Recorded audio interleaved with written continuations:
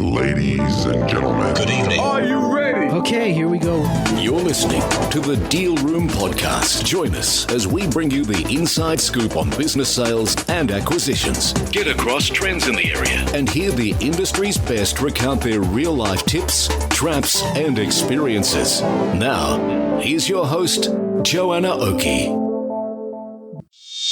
Hi, it's Joanna Oakey here, and welcome back to the Deal Room Podcast, a podcast proudly brought to you by our commercial legal practice, Aspect Legal. Now, today we have part 2 of our 2-part series talking all about the difference between joint ventures and mergers and acquisitions in growing a business. And in order to talk about this, we have on board the fabulous Ed Chan from Chan and Naylor, who has also now co-founded the accounting consultancy Wise Mentoring for accountants, but also potentially relevant to businesses outside of accounting practices. Now, if you haven't heard part 1, I strongly recommend you go back and have a listen to that, because that really paves the way for the discussion today in part 2, which is a follow-on in looking at the difference between mergers and acquisitions and joint ventures. So in this 2-part series, we're really diving deep into the opportunity in joint ventures, which is a slightly different proposition to the usual course of events that we think about in terms of mergers and acquisitions. And so in this discussion, we're really digging deep into the model that Chan and Naylor had used over the past many decades to grow their accounting practice. And we're taking some of those elements and looking deeply at how you can apply them in your business. So we look at the difference between mergers and acquisitions and joint ventures. We looked at why corporate models are better than partnership models, and we dug into what that actually even means. We looked at some of the tips and tricks if you are looking at undergoing joint venture relationships. So being clear about who's responsible, looking at the different variations of joint ventures, and how you can set yourself up for success. Today we're looking a lot further at how to avoid problems in consolidation, how to make sure you're bringing value to the relationship, and how a joint venture model is different to a franchise model. Ultimately, we're looking at how you can use these strategies to create a business that can work without you. So as I said, if you haven't heard part 1, I highly recommend you start off by going back and listening to that. That was the last episode to release just before this episode. But if you have, then sit back, relax, and let's get stuck into part 2 of our discussion with Ed Chan, all about joint ventures. And so now, taking you into what you do today, and I love that. What a great idea, spending 12 months together. And actually, there's an element of this that sounds a little bit similar to something that I think you had talked about in a previous episode where we were talking about acquisitions, where you'd said that you keep everything the same for a year. So I recall you saying that. So this 12-month period of time is obviously, something that you have in your mind is that period of time that's important to have enough time with a business to know how the business is running before you make changes, or in this instance, to get to know someone enough before you enter into a business relationship together. Yes. And I guess because the pain of tearing these things apart when they don't work out, it can be, it can take your eye off the ball. It can take time, money, and attention, can't it? So I guess you're saying, well, here's the ways to avoid that element of pain. Yeah. It's a lot of damage to both firms. There's a damage to the firm that's coming in, and there's also damage to our firm. Now, look, I'm interested in a long-term relationship, and it's got to be a win for both parties. And if it's not going to be a win, then it's best not to do it. And yeah.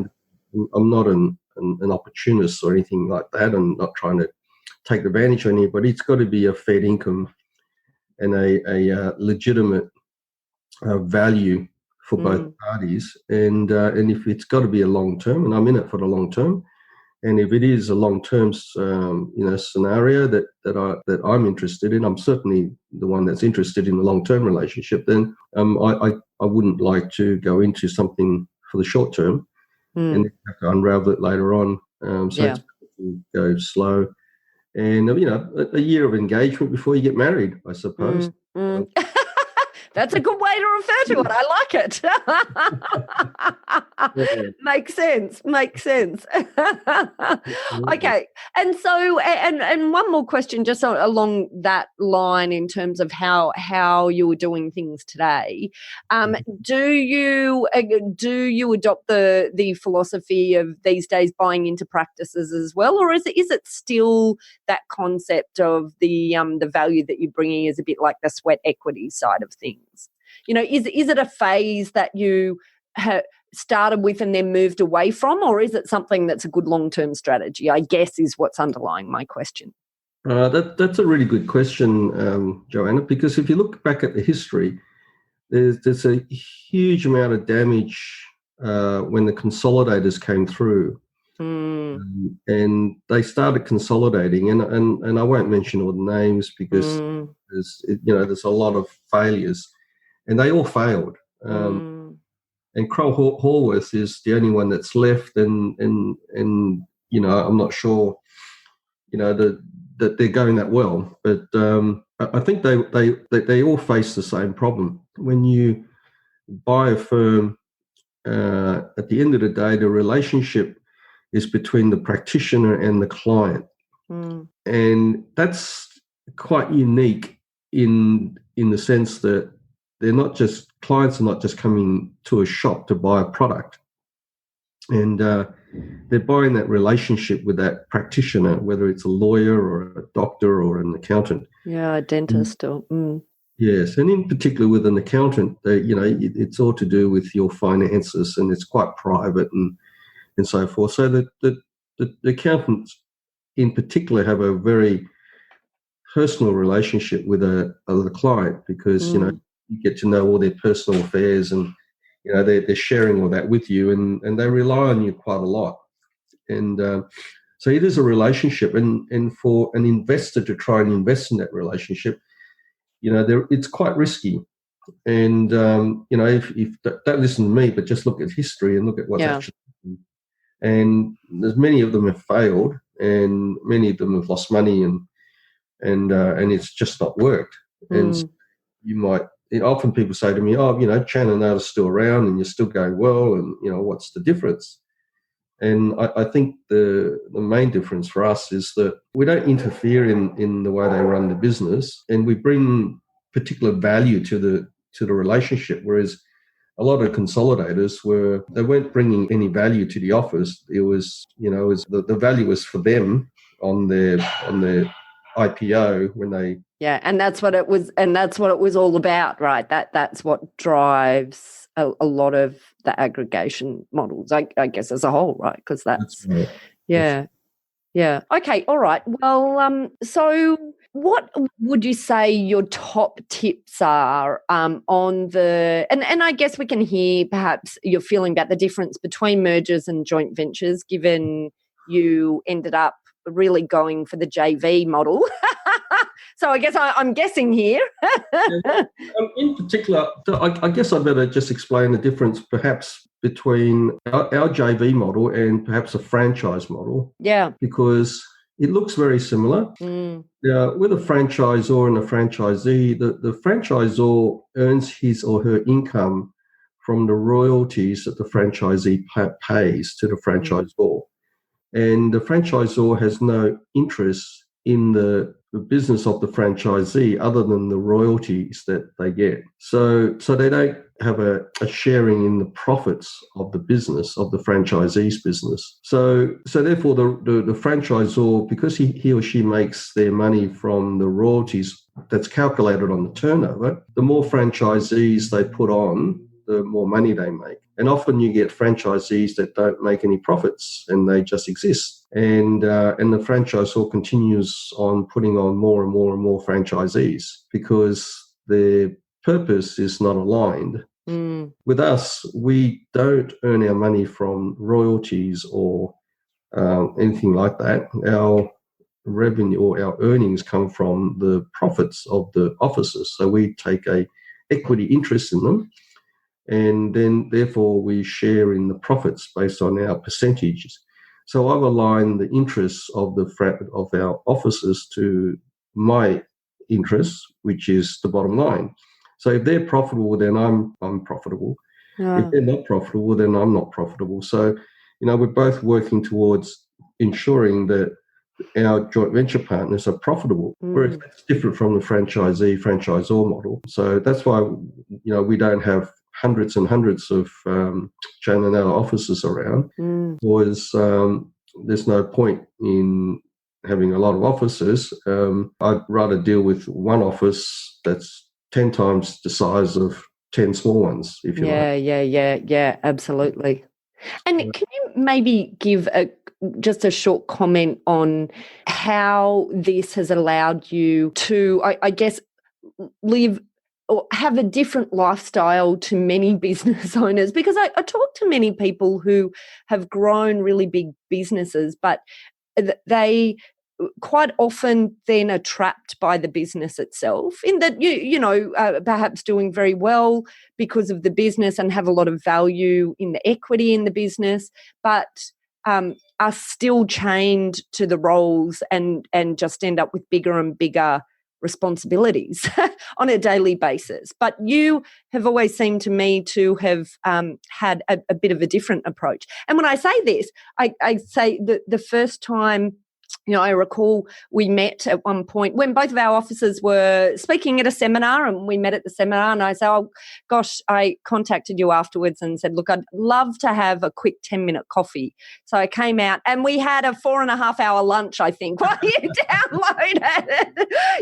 But that's in my, in my world, it is very hard to find people where even if they planned a 4-hour lunch well in advance, they could. But this was just a random, occurrence, and we got talking, and 4 hours later we were still talking about business. Now, that's generally not the mark of someone that has a large business behind them. Do you know what I mean? So I just want to dig into this a little bit, because I think this is really special, and I think it's a really important distinction and important approach that I found really useful to hear from you. So I'd just love if you could share a little bit of that.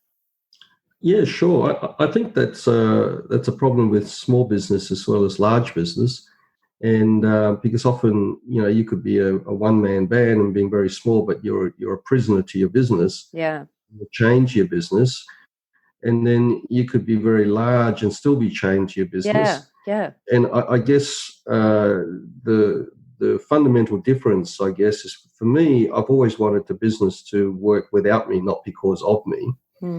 And in order to have it work without me, then you have to have things set up in such a way that it's not dependent on me, but it had to get done if I wasn't here.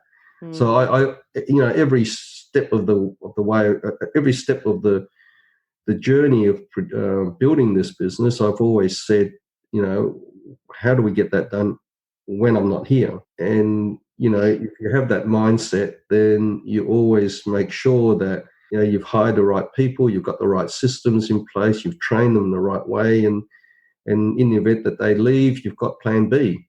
So I've always thought that way. And because of that, I guess that, I've been able to build this business that works without me and not because of me. I think it starts with the way that you think about your business, and then whether that's small or large, because, if you don't think like that, then you can't scale it, you can't leverage it, you can't grow it. That's the first thing. And then, of course, if you do think that way and then you do grow it, then it's just a natural extension moving forward. So I've been able to create, 4 businesses now that all works without me. And it all just generates a passive income. And it's only because, I thought that way from the very beginning. And that's the only reason. And sure, but it's not, I mean, many of us have read The E-Myth, and that was a cornerstone book for me when I read it. It was one of those books where I just went, wow, yeah, I get it. That's amazing. But you've so lived it and so applied it. And I guess, I think that's part of that's the sparkle as well. It's not just the concept. It must have been, execution every day, constant application, implementation, of all of these concepts that got you to that position. Is that right? Absolutely. You've got to implement. And, accounting firms often say to me, I've been following your career, or they were talking about Chan Naylor, I think, and, we're about the same size. And, 20 years later, you're doing what you're doing and I'm doing what I'm doing. And you're 30 times the size that I am. And I think the only difference was you implemented and I didn't. But the key is it's not just about the size. I guess that's what we're saying here, Ed, as well, because you got the size, but without getting the ball and chain that quite often comes with the size. Yeah, that's right. But I think it's to be honest, it's easier to be less ball and chain when you get bigger. Yeah. When you're smaller and you don't reach that critical mass, it's more of a ball and chain situation. But as you get bigger, as I said, in an accounting firm, you've got to get to 700,000-800,000, and it gets easier. And then when you get to 1 million, it gets easier still. But then it flips the other way, where then it gets really hard, because if you don't change how you're doing things, then most accountancy firms hemorrhage at about 1 million to 1.2 million per partner. So they hemorrhage at that. In fact, most firms, 98% of firms are at about $1 million per partner. So if it's a $2 million practice, it's 2 partners. If it's a $4 million practice, it's 4 partners. And if there's a $10 million practice, there's 9 or 10 partners. And unless you change what you do and you change it to the way that we do it, and which is all sort of captured in WISE mentoring. So then we can, if you use the WISE mentoring way, which is everything that Chan Naylor has done has been captured in WISE mentoring, then you can go to about 5 million per partner. That shows you the strength of the system, because it's a system that's carrying the business and not the individual that's carrying the business. And often when you get to 1 million per partner, if you pull that partner out of there, the whole thing will collapse. Whereas for us, not only can we go beyond 1 million per partner, we can get to 5 million per partner. But if I pull that partner out of there, the business won't collapse. It will continue to run, because it's on the strength of the system, not on the back of an individual. Systems carry the business. Which is such an important distinction, because as I say, we see many businesses that are 10, 20, $30 million making thin profit margins and running, as fast as they possibly can, but with, lots of problems on their back. So I guess here's another way of envisioning it and putting it together. So I had a question as you were talking that popped into my head. I wondered, where did you get the idea for this approach to growth? Because I think this JV model that you're talking about is actually a bit unique. I haven't seen this model in many other places, and lots of people adopt lots of different models of this growth through, acquisition, merger, whatever, joint venture. But your model is really is a little bit different to the average bear I've seen. So where did you get the idea? Well, I guess fundamentally it's based on what I said earlier, that at the end of the day, the relationship is between the practitioner and the client. And I think that's where most of the past consolidators have miscalculated. They thought it was a business they could buy. They didn't realize that it was a relationship between the practitioner and the client. And often in those consolidation models, when the practitioner sold out, they went down and set up a new office down the road, and all the clients went with them, and the consolidators lost out big time, because they didn't understand that there is this really unique, special relationship. And I guess because I'm a practitioner, I grew my practice from home, and I understood that. So that was the basis of the JVP model, is to ensure that the practitioner who had that relationship still remained in the relationship. And so, today we have a 25 to 30% ownership, equity ownership in the joint ventures. And we make sure that we add value to the joint venture, not be a consolidator of the joint venture, unlike old days where they brought no value to the office. We bring the value that we bring is the marketing that we do. So we generate over 3,000 new clients a year for our offices, and to make sure that there is a win-win for both parties. And whenever there's the win is not both ways, then you're going to have a falling out. So unlike the consolidators of the old, where they just took and not gave, our model is to give back in the form of marketing and the things that they weren't good at. So an accountant's very good at the tax work, of course, the accounting work, and they've got a very unique relationship with the client. So that's what they contribute. And then what they can't do very well is the marketing and all that stuff. So we do the marketing and we bring the leads to them. So instead of the model, like the traditional model is, you invite a finder in. A finder is in finder, minder, and grinder. Invite a finder. And this, as an aside, this is Ed's sort of 3-quadrant model for an accounting practice. But the finder being someone who goes and is the BD in perhaps other industry speak, the one that goes and finds the work. Yes, the sales. Yes, the sales. He generates leads and he's a finder. And generally the traditional model in the accountancy firm, the way they grow is that they invite partners in who are finders. Now, if you're a minder, they won't invite you in, and if you're a grinder, they won't invite you in. Yeah.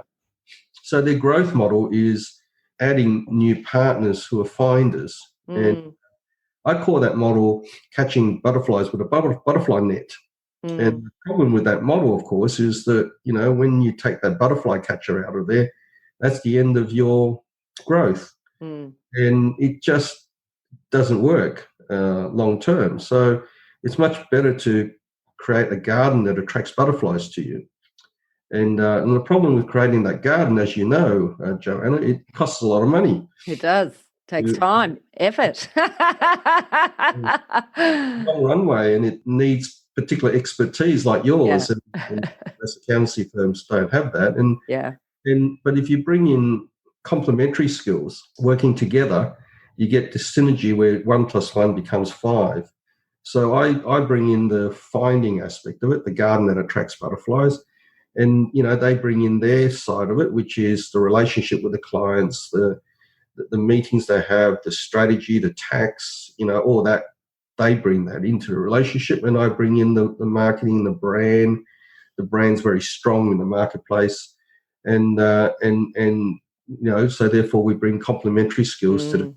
So it works when you bring complementary skills. And so, implicit in that, I guess, is the point that you identified what it was that you had a value that perhaps was a little bit different in the industry and harder for other people in the industry to access themselves if they weren't naturally the finders. So I guess extrapolating that across other industries outside of accounting practices, that it is about perhaps finding your strength and finding where's the pool of people who have this value that's being limited by the fact that they don't have this strength, and then using that together to create something, synergistic. I guess. Well, if you're a finder and you're entrepreneurial, you'd be growing the firm yourself, and you wouldn't have a need to join Chan Naylor, because that the aspect of the business that's important, which is the ability to grow the business, you've got. You bring that to the table, and therefore you won't need someone like us. So the entrepreneurial sort of accountants will never join the Chan Naylor. The intrapreneurial accountants will join Chan Naylor because the intrapreneurial accountants are sufficiently entrepreneurial to want to work for themselves, but they also need to work in a team. Mm. They know their limitation. They can't do everything, and they know what they're good at and what they're bad at, and they can see the value that we bring to them, and they understand that the synergy of complementary skills. Mm. And how we can grow the business. And I guess interesting, it's just occurring to me that you've you've got this model to partner and to JV with the intrapreneurial, but then you also have a model to work with the entrepreneurial who need a bit more of the intrapreneurial through WISE mentoring, I guess. Is that right? Absolutely, because often the entrepreneurial accountant knows, they can attract new clients and so forth, but they don't know how to run the business. Mm. And often they get a lot of churn from the clients. And so, I put WISE together with all the tools and the systems and the processes to run the back office. And that's where most entrepreneurial accountants have trouble is in the back office. So by joining up with WISE, they get access to all of that, which is, how we grew Chan Naylor to the size it is. Mm. And you can't do that unless you have your back office working well, and all the systems and the foundation, if you like. If you have a solid foundation underneath it all, you can put a second and a third story onto it. But if you don't have a foundation, you can't even put you can't even have a first story onto it because it'll collapse. And often entrepreneurial firms who are really good at bringing new work in have trouble in that foundational piece. Mm. I love it, Ed. You are a very, very clever man. You've got the entrepreneurs covered. You've got the entrepreneurs covered. I mean, what's left? It's all done. And that leads me to my very last question. What is the end game for a man who feels like he must be living his dream business at the moment? What's the end game for you, Ed Chan? Oh well, I've never wanted to be an empire builder. I've never thought of wanted that. I've always ever wanted just to be financially independent, and I achieved that a long time ago. And it's just everything I do now is to give back and to help. And I really sense that in you, Ed. I do absolutely. I sense that in you. Yeah. And with WISE mentoring, it's when I started. When Chan and I was going very well, and I had time on my hands, and firms would ask me to help them, and I started helping them and coaching them, and that's how Jamie Johns came along, and then Jamie said, "Wow, this is really good, and you should get this out to other accounting firms." And I was giving back by coaching one-on-one, but I realised that you can't reach too many people by one-on-one coaching. Yeah, you don't have the leverage. Yeah. So you fixed it. I did that with Jamie and put it all online. So, we've got over 100 members now, and it's growing. Wow. Good work. 2 a day showing interest. And we've got a few from America and one from South Korea. Wow. So international as well. So it's very exciting. And I guess we'll just wait and see. But I reached my first goal long time ago, and the rest now is if I can help others do what I've done, then that's a real plus. And why in accounting? It's because accountants have such a huge position in the marketplace in terms of contribute, and they can run their business as well. And they've got such an influence on small businesses out there, and small businesses are the engine room of employment. Absolutely, yeah. They can help their clients run their businesses because the stuff we do in WISE, it can be used across all businesses. I mean, I often say that what we do may be different, what the industry is, the what we do is but businesses are run the same way. So how we do it is exactly the same. And if you don't change how you do it, but you change what you do, and often small businesses do that. They think it's greener on the other side, and they do without changing how they do it. If they did that, then they'll replicate what they created in the first business, in the second business, and then they'll look to change again. And that's what happened to me. I in the early days when I was working over 100 hours a week in accounting, and I wanted to get out, and I thought, I got into the wrong industry, and I read the book The E-Myth, and that changed my whole outlook on it. And then Napoleon Hill wrote a book called How to Think and Grow Rich. And he said the gold is in your own backyard. Just look for it. And that was like a light came on for me. So that then I looked for how to do it, not what to do, and stayed in the business, and I just changed how I did it. And when I changed how I did it, my whole life changed, and here I am today, continuing to teach people how to do it. And having fun and having time to turn a 10-minute coffee into a 4.5-hour lunch.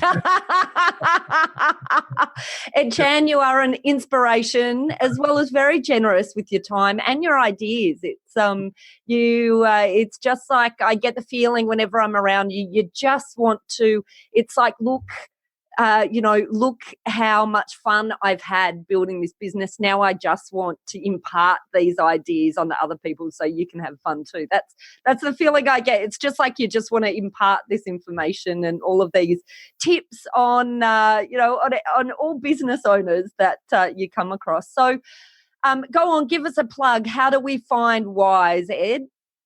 Okay, well, it's Wise Mentoring with a Z, not an S. And where you can, Google us, and you can find our website. And there's a 7-day trial, so it's free for 7 days. Just go in and have a look at it and trial it out. There's lots of videos. Most of it is a lot of it is the education, because if I can. There's a saying that the personality of your practice is a reflection of your personality, of the owner. And unless I can change the owner, you won't be able to change the business. And the way that you think will shape the kind of decisions you make, and the decisions you make will shape the actions that you take, and the actions that you take will shape your destination.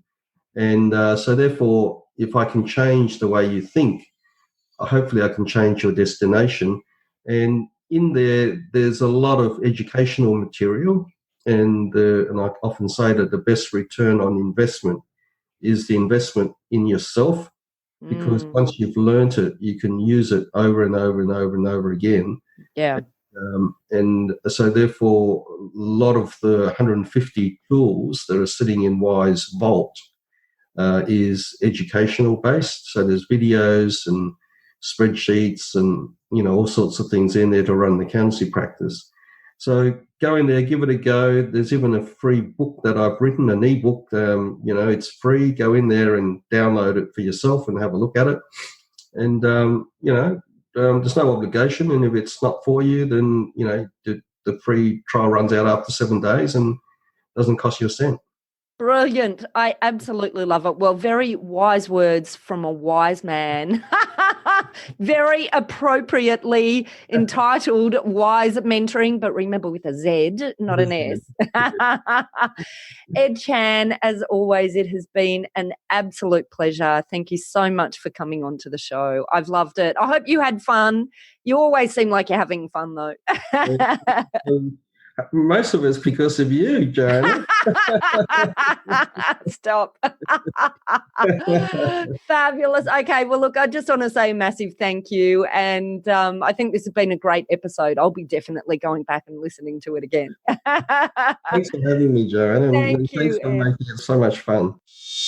Well, that's it for this 2-part series all about joint ventures and how joint ventures are different to mergers and acquisitions. We've covered a lot in this two-part series, and whilst of course it's particularly relevant to anyone who is building an accounting practice, it's also extremely relevant, I think, to anyone who's building a business at all and who might be looking at ways to grow a business other than strictly through organic growth. If you'd like more information about this topic or you'd like to get in contact with Ed Chan, either at Chan Naylor or at Wise Mentoring, then all you need to do is head over to your show notes or over to our website at thedealroompodcast.com. There you'll be able to link through to Chan Naylor, and you'll also be able to link through to Wise Mentoring. And I know Ed has some fabulous Friday tips that he sends out from Wise Mentoring. You can easily set yourself up on that Wise Mentoring site. And I tell you what, the Friday tips are extremely insightful. So I highly recommend, no matter what business you're in, that you subscribe yourself to these Friday tips to get a bit of gold in your inbox every Friday morning. And of course, on our website, you'll also find details of how to contact our lawyers at Aspect Legal if you or your clients would like to discuss any legal aspects of sales or acquisitions. We've got a number of great services that help businesses both prepare for a sale or acquisition and help them to get transaction ready and to also guide them through the sale or acquisition process. We work with clients both big and small and have different types of services depending on size and complexity. So don't hesitate to book a free appointment through our website if you'd like to find out how we might be able to assist. Well, that's it for today and for this two-part series. I hope you enjoyed what you heard, and if you did,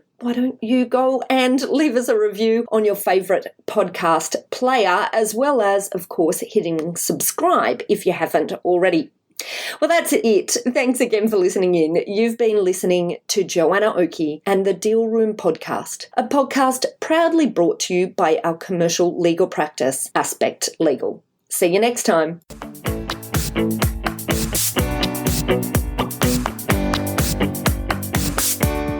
Aspect Legal has a number of great services that help businesses prepare for a sale or acquisition, to help them prepare in advance and to get transaction ready. We've also got a range of services to help guide businesses through the sale and acquisitions process. We work with clients both big and small and have different types of services depending on size and complexity. We provide a free consultation to discuss your proposed sale or acquisition. So see our show notes on how to book a time to speak with us, or head over to our website at aspectlegal.com.au. Ladies and gentlemen. That will conclude this evening's entertainment. Thanks for listening to the Deal Room Podcast. To find out more about this episode and other episodes in the series, check out the show notes or head over to our website at thedealroompodcast.com.au.